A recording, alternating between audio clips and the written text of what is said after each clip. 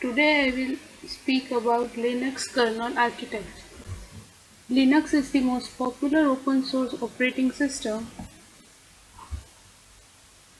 In the early days, programmers developed on the bare hardware in the hardware's language. Andrew Tannenbaum created a microkernel version of Unix called Minix.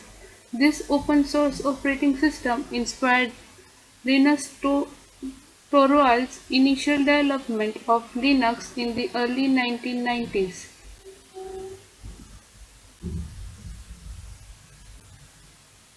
Now, what is kernel?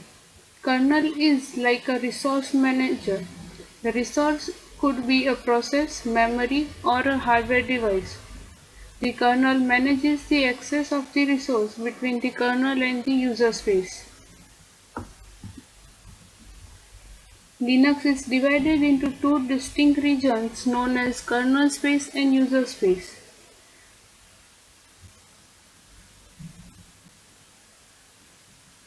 At the top is the user space. This is where the user applications are executed.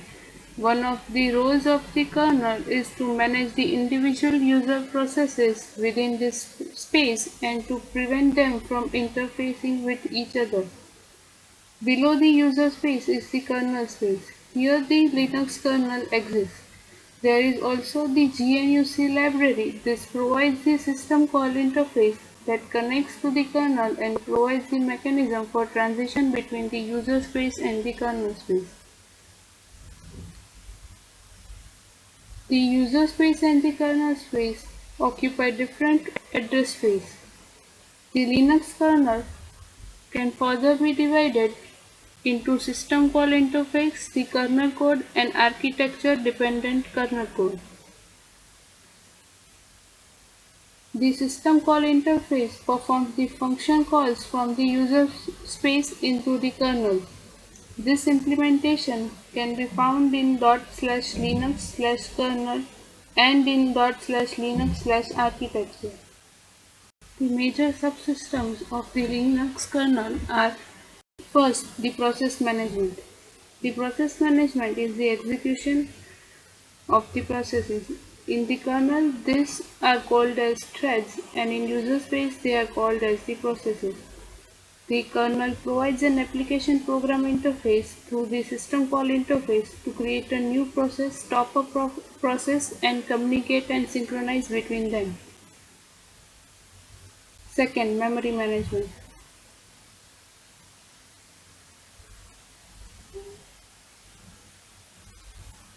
Memory is another resource which is managed by the kernel. For efficiency, given the way that the hardware manages the virtual memory as in pages, when the available memory gets exhausted, the pages are moved out of the memory, and this process is called as swapping. The memory management resources are in /linux/mm. Virtual file system.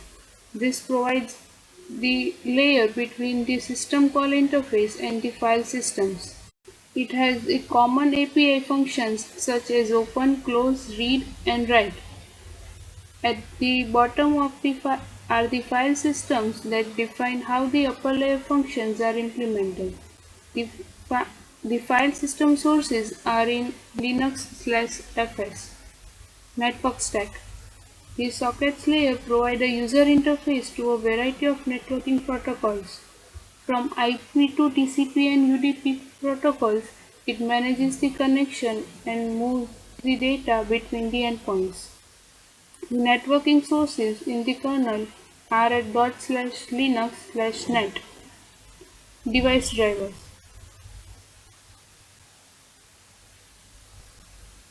The Linux source tree provides the device subdirectory that is further divided by the various devices that are supported, such as Bluetooth, I2C, serial, and so on. The device driver sources are in /linux/drivers. Architecture dependent code. The subdirectory defines the architecture dependent portion of the kernel source contained in it. Each Each architecture subdirectory contains a number of other subdirectories that focus on boot, kernel, memory management, and others.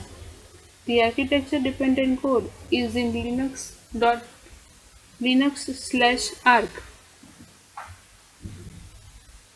Thank you.